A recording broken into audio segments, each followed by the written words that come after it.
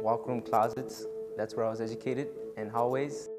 I had a hearing disability, and the elementary school I went to didn't know what to do with me.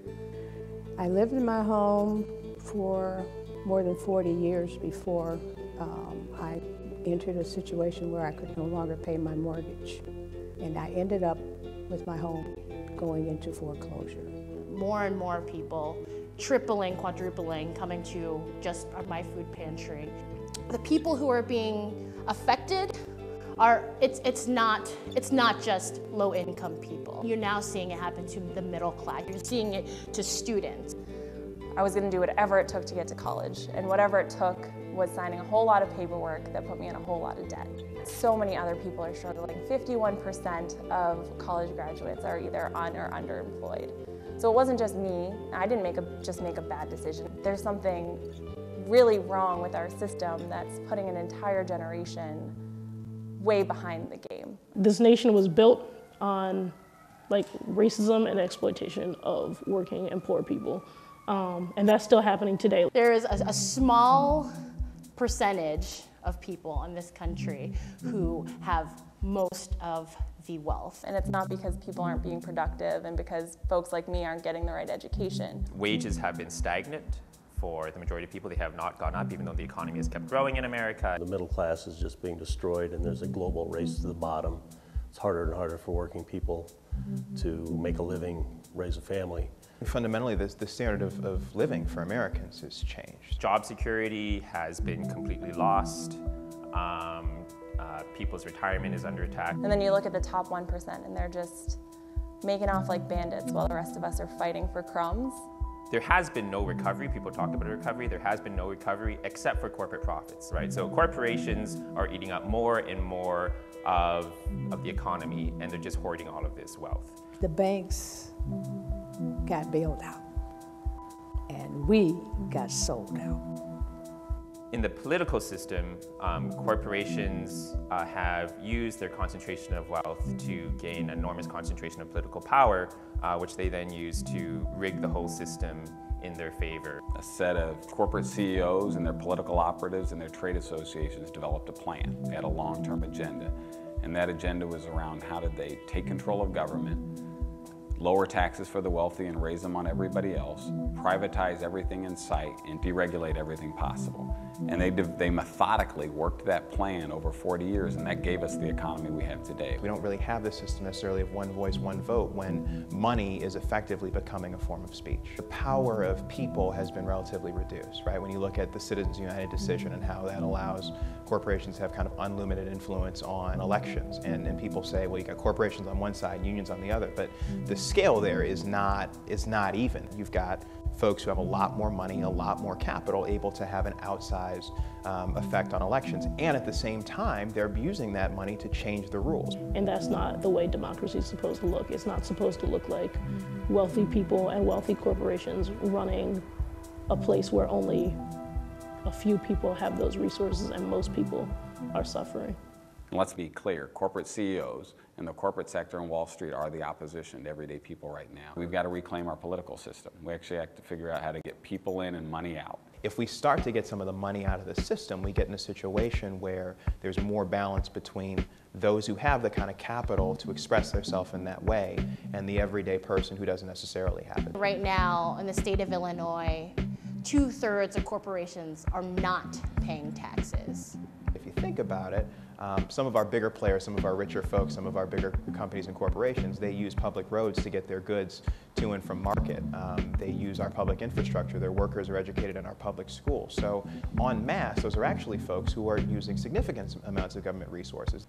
We've been working on a campaign to just see who is actually paying taxes. If 2/3 of corporations are not paying taxes, and at the same time, we're cutting funding for schools, for healthcare, for roads. I do believe that the schools don't have enough resources, and that's definitely because the corporations do not pay their fair share. Something needs to be done about that. And someone needs to call out these corporations because that money needs to come back to our communities. We have to get rid of this core idea that we're operating on, that only markets and profits can solve problems, that the market is a solution to every problem. The market and profits are not the solution to whether people have health care or don't have health care.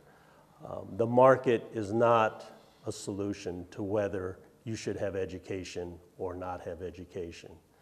Profit is not the right answer to whether you remain free or you're incarcerated in a prison. Profit will not get us to a place where we do all the major interventions that we need to do to save the environment that's threatened right now by global climate change. We have to attend to the common good. We have to invest in people. I'm fed up with the systems that are making money off of people hurting. You're not a progressive if you don't support working people over corporate profits. We have to be willing to take out popular politicians who don't serve our interests. The ultra-rich and corporations have been waging class war against the vast majority of us for decades. But you know, they only call it class war when we fight back. We have to fight back against this. We have to be in this fight, not to just keep going, but to survive. Oh yeah, I am willing to fight. I have a whole lot of fight in me. So the crisis is very deep right now, and it's really bad for a lot of people, but it also means that the current status quo is extremely unstable, and that there's a lot of potential for transformation, deep transformation. Given the global forces that we're facing, given the powers and principalities that we're dealing with as we talk about how to really move a social justice agenda, the temptation is to think too small. Just organizing in communities is no longer sufficient. The power isn't in the community. The power is on Wall Street. It's on K Street. It's global. The temptation is to deal with symptoms and circumstances rather than with real broad-based structural solutions. And the question for all of us is, where do we go from here? And I think there are three roads we can take.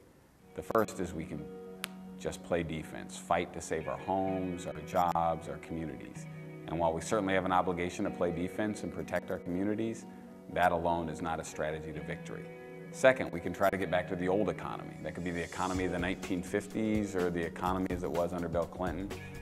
But I think we all know those economies were marked by serious structural barriers in terms of racism and in terms of gender. And then third, we could actually completely reimagine what's possible. We could actually think really big around what we might be able to accomplish. Because if we let the dire nature of now lower our expectations, we've already lost. So now's the time to think about transforming the way the whole thing works. And that if we don't create a movement, we're not going to win. Really, we have to intentionally wrap all the work we do, all the campaigns we do, in a different narrative about who we are and what works. Here is why your struggle is mirrored across the globe with people in Bangladesh, with folks in Georgia, with folks in Southern Illinois are facing some of the same challenges that you are facing on the south or west side of Chicago, and that we really are all in this together. I'm really interested in us moving toward the beloved community that Martin Luther King talked about. We need a big movement that includes all kinds of people. How do we have a long-term vision that is not about tinkering? Like, we're beyond tinkering. This economy is not fractured, it's broken. And so we have to have a long-term vision towards transformation, and then we have to say, hey, we're gonna do strategy. This is not checkers, this is chess. And we gotta figure out what are the steps we're gonna take to win.